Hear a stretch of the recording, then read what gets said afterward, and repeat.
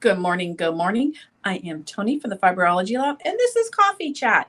Something I started a couple weeks ago, just to kind of have a conversation with you in the morning and get to know you a little better, or you get to know me a little better, and just to kind of hang out. Basically, that's the bottom line. Just want to hang out. So, what I've been doing over the last couple of weeks with Coffee Chat is teaching you quilting basics. So, I'm going to talk a little bit more about stuff today, but if you don't mind, come on in, say hi and where you're from so I can acknowledge your time. Because your time is important to me because I know it's valuable and important to you. So I appreciate you showing up. And if you're watching on the replay, thank you so much for watching on the replay because I know I have some friends, fibrologists out in California who say it's 7 a.m. They're not quite there yet in the morning. It's okay. That's what the replay is for. So it's all great.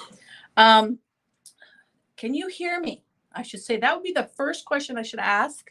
I have a microphone on, but I need to make sure if you can hear me. The last couple shows, I always start talking for 5 minutes and find out that I have no sound. So let me know in the comments if you can hear me. I would really appreciate that. I come in on Coffee Chat at 10 a.m. on Tuesday, Wednesday, and Thursday. And starting again this Friday, we are going to be back with my friends. This is always the fun show for me. Hey there, Anna. Good morning to you. Can you hear me? I kind of need to know if my sounds are working today.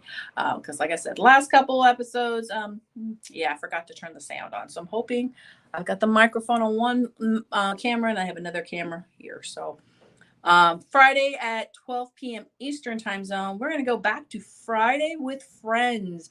This first Friday, we're going to meet Christine Rowland. She is a long armor out of South Carolina. And we're going to engage and talk a little bit about how that looks for her. And we're also doing some other things together. So I wanted to share that. Next Friday will be pre-recorded, but we'll still have it because it is Black Friday and people are doing things. So we have set up talking to Deb Miller from East Tennessee's Project Linus chapter. And then I've got some plans for December's friends to come in and say hi to everybody because I just love talking to my friends and sharing them with you. So thank you, Miss Anna. I really appreciate that feedback because, like I said, the last couple episodes, I've kind of forgot to hit the microphone button. So I'm glad that you can hear me. Thank you so much. So, and then we always do a live sale on Thursday evening at 8 p.m. Eastern. We did Facebook, Instagram, our website, and in our app. We do have an app.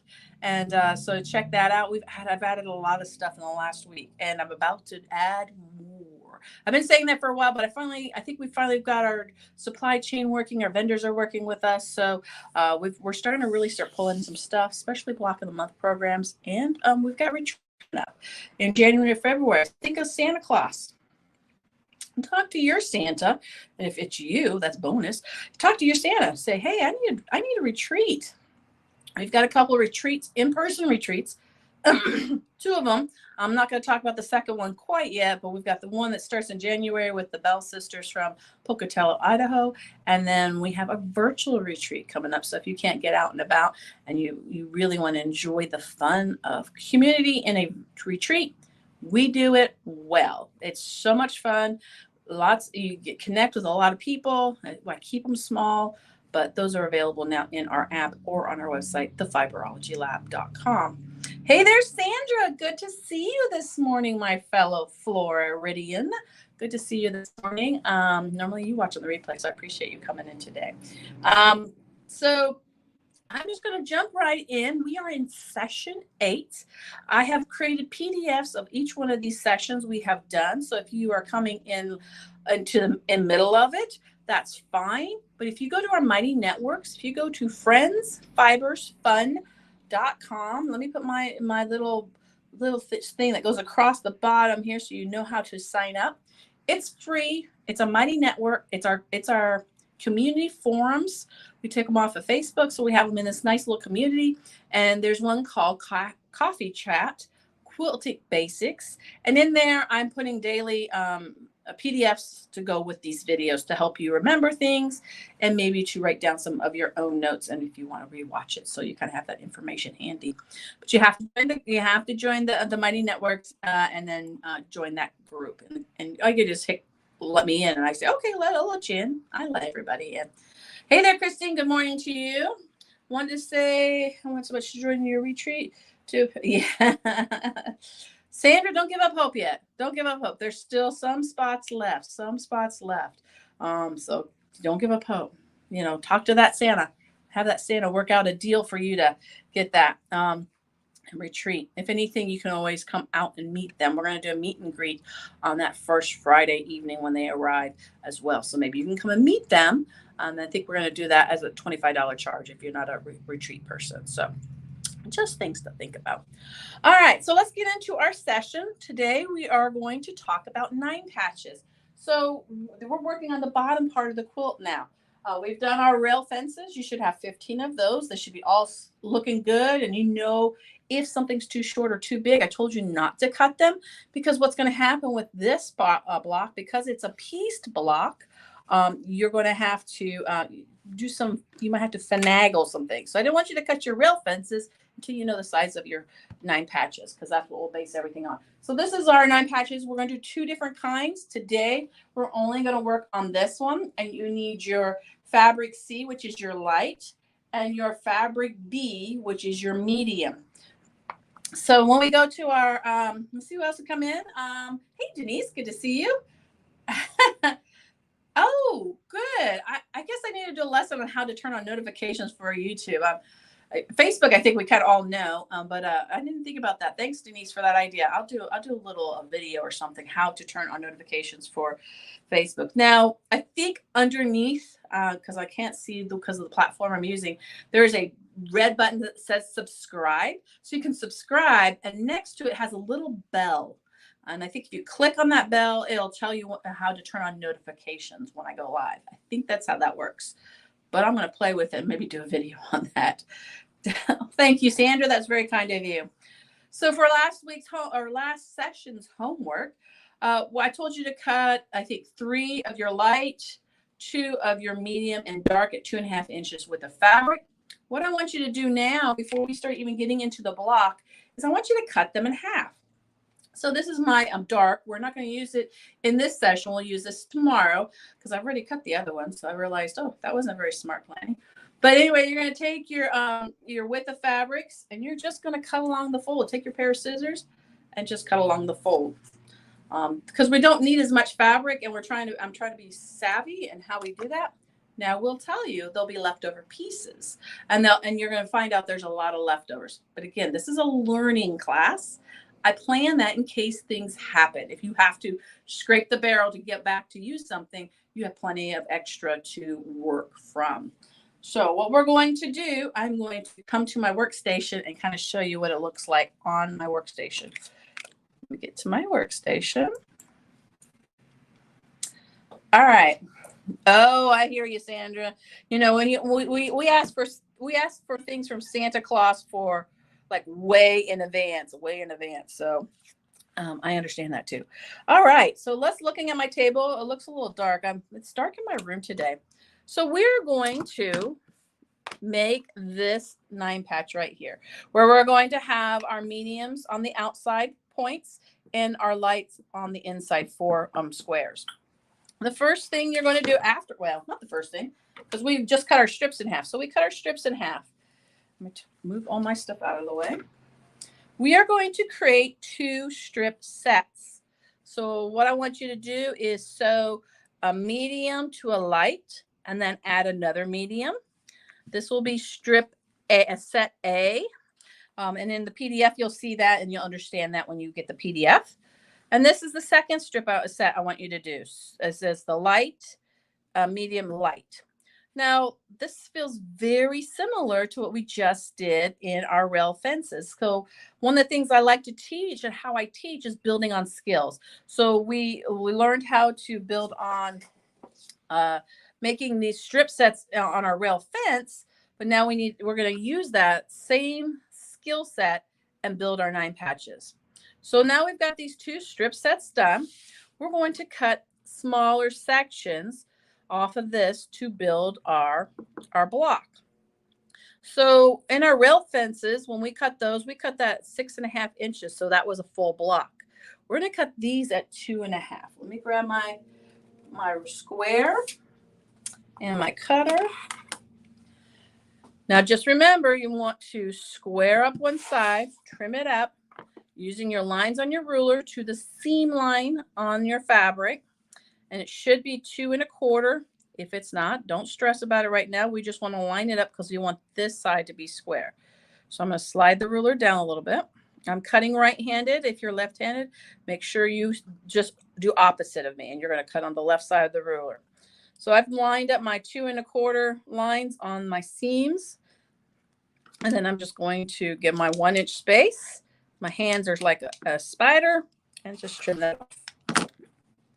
Now, one of the things I didn't mention when you put your strip sets together, just make sure you press them all one direction. You want to press your strip sets all one direction. That's going to really help you when we start putting this into the block. So we have just squared that up. I'm doing this right-handed. So knowing that I'm doing it right-handed, I have to cut on the right side of the ruler, and I need to cut 2 1/2 inches. I'm going to rotate this whole piece. And one of the things I haven't probably discussed is I don't use the lines on my mat. So I have seen and I'm taught one of the things that I do not encourage you to do is use the lines on your mat. I use the lines on the mat if I'm like cutting longer pieces. If I'm cutting like 24 inches or something, I might use that because I don't have a ruler that goes that big. But when you're doing this kind of smaller cutting, you really want to use the lines on a tool, on a ruler. What happens with your lines on your mats? They get distorted through time of use. So just remember that. Don't try not to use the lines on the ruler or on your mat unless you really need it for a larger project. So looking at this ruler, now I'll be honest, this ruler has a little left hand here because it's a left-handed ruler, but doesn't mean I can't use it for right-hand cutting. I see my 1/2 inch built into this ruler, and then I visually count to over 2. So I'm going to line this edge. Remember what I said last time? I bring my line to the fabric, not the ruler to the fabric, of the edge of the fabric. So I have a little shadow, just a teeny tiny shadow. And then I'm, again, lining it up at the 2 1/4 on my seam lines. Now, I do not worry about the top end yet because I will trim those off when I get the whole block together. So I'm going to cut, this is set A. Set A, we want to cut 10 2 1/2 inch pieces. I'm only going to cut 2 because I'm going to show you what we're going to do. We're going to cut 2 1/2 again. You notice I really make the effort to close my blade every time I put my rotary cutter down. Every time it lands on the mat, it's closed. Try to get into that habit. It's a safe habit, and you'll thank me later the first time you cut. So I've already trimmed off this edge. I'm just going to go ahead and trim 4 from this one. So on the first set, which is the medium, light, medium, you're going to cut 8 2 1/2 inch segments. And on this one, you're going to cut 4. So like I said, there is a lot of leftover fabric. Where's my 2 1/2? There we go. Oops, I'm doing it right-handed. See? I'm doing it right-handed. My 1/2 inch, 1, 2. Again, lining with my seam line because that's what I want to use for knowing it's an accurate square strip. Remember, I'm starting a little bit off. I don't know if you guys can really see. I'm starting a little bit off, coming onto the fabric and following all the way through. You notice my hand doesn't move until I move that fabric because I don't like resetting my ruler. So now you're going to have 4 of these, and you're going to have 8 of these. We are going to make 4 blocks. 4 blocks. And this is how we're going to do it. We're going to sew these 2 and then add this one. This is where I'm going to talk about pinning now. Do I have anything else? Thanks, Sandra. I love that you asked the right questions. So what we're going to do for pinning, now we pressed all our strip sets one direction. So I'm going to see those seam allowances are going towards the bottom. So I want these seam allowances to go towards the top. Well, right now they're not. All you got to do is flip it around. Don't overthink it. Just flip it around. And we're going to pin it. Now, if you are proficient and you have been quilting and sewing for a long time, you probably don't need pins. If you are learning, and if you have problems with accuracy. You're finding out that your seams are not matching. This is when you use pins. I'll be honest, I've been doing this for over 25 years, so I don't use pins because I have folded my fabric to nestle into that. But if you are still finding where your points are not matching up, oops, that one I should have used a pin on. But see how they match up because of the way I'm holding them under the needle. If you use pins, you'll have more accurate results. So you're going to use a pin. You notice how I stuck the pin in here. I always stick it with the head coming this way because that allows me to pull it out before it gets to the needle. I do not encourage this type of pinning or this type of pinning. This is not holding anything in place. So even if you did it right here, what happens up here is a big difference from what happens here. So having your pin right here where your seam is going to actually be will allow that seam to match more accurately. And these ones you're not pulling out. So this here will make this part up here shift and wiggle. So this is why pinning this direction is very important. The other thing I discovered, and I'll be honest, one of the ways I teach is I watch and see and assess how people are missing matched up seams. And it happens all the time in beginning classes. Those are one of the ways. The other way to pin incorrectly would be at an angle. Now, the pin's still here and you're still holding the seam down, but you're missing the point here where your needle is actually going to hit. So when you pull this pin out, it releases that and it makes that not match up. So just something to think about. That's why I encourage to pin. And I am pinning into the seam because the seam is safe because it's the folds of the seam are going opposite direction. Now, if you press this open, don't ever press or pin in that seam. You definitely want to pin next to it or before it or after it. Don't pin it in the seam if you press open. I press open a lot. This was something easy. I like 9 patches because you just press to one direction. But I do press open a lot more often, and I make sure I pin off to the side. So the other thing is, so we're getting ready to go under the needle with our pins. Now we're all using those guide feet. And what happens is that guide foot hits that pin and we automatically take it out. Again, if you are having problems with accuracy and you really want those seams to match up, stop the machine, lift up your presser foot so the guide will ride on it and go a couple stitches slowly till this gets right to the needle. And again, we're doing 9 patches. This really isn't challenging, but I'm teaching you things that might help you if you do a more intricate process or an intricate block that might help you have a better result. So 9 patches is not going to make a huge difference. But if I have like 3 layers of different angles at this pinpoint, and I want to make sure that needle goes into the seam, I will take my pin up to my needle. I do not sew on my pin. Do not sew on your pin. I don't care if you use the fine ones. Now, it happens every once in a while. When you sew on your pin, you're likely to knock your machine out of bounds. You're likely to break a needle. And if you think, well, I didn't break a needle, it's fine. You probably dulled the needle, so you have to replace it. So I know back in the day we could. Our machines were more mechanical. They were stronger machines. Nowadays, machines are very sensitive. They have different sensors and there's electronics and computer pieces in it. So sewing over your pins is actually detrimental to your sewing machine. And nobody wants to pay $150 to go have their machine fixed to sew and use it again. So once you've got these sewn on, you're going to open it up and then sew this, rinse and repeat. Put that piece down like that. Do the same thing and then just press it out. So I have pressed it out. It looks like I've pressed it wonky, but really I haven't. It's just that it's not right size. So now we're going to square it down. Now this is where I want you to be careful on squaring it down.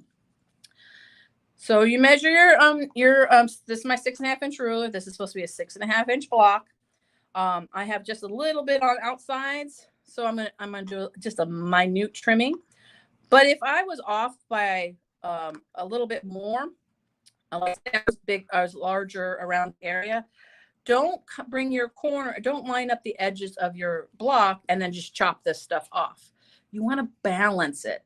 So that way doesn't look like when you put this into the quilt, this square looks smaller than this square. It might be minutely smaller, but if you do it where you come over here and just go chop, chop. Oops. If you chop off that extra, you're going to have a very significant notice between the size of the square. So you want to balance it. So do a little bit each side to work your way around till you have that 6.5 inches. Now, if this square comes up a little short, which I tend to see a lot in beginner quilting, again, if it's less than 1/8 of an inch, don't worry about it. But then what I would do is make sure they're all the same size. You might have to, again, balance that cutting all the way around. And once you have this size set, go back to your rail fence squares and figure out what you need to size them down to. You want them, all the blocks, to be the same size.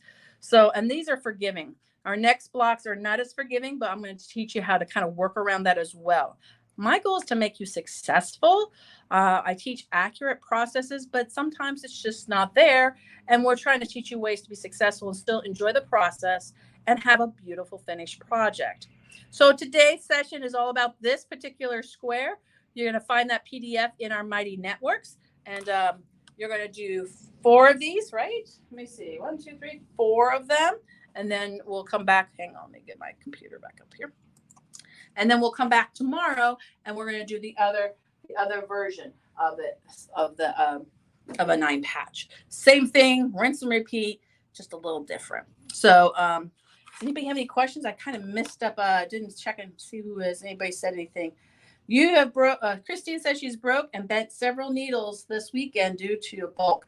Yeah. So Christine, do you know what size of needle you were using? When you're working with, like we're talking a lot lately about bianny bags, or anything that's a purse where it's got lots of batting or foam, lots of layers, you really want to upsize your needle to a 90 or even 100. And I would recommend a jean or a top stitch.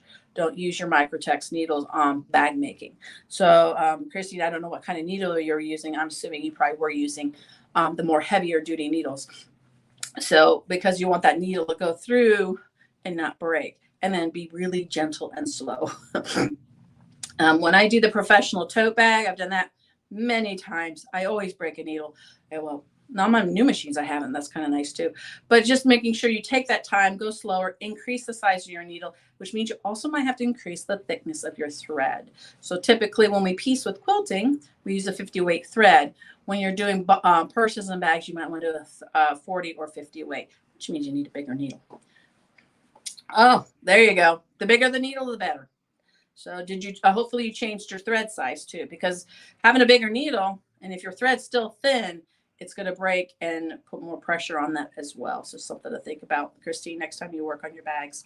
So does anybody have any questions or any ideas or suggestions on putting together a 9-patch block? I'm going to drink my coffee.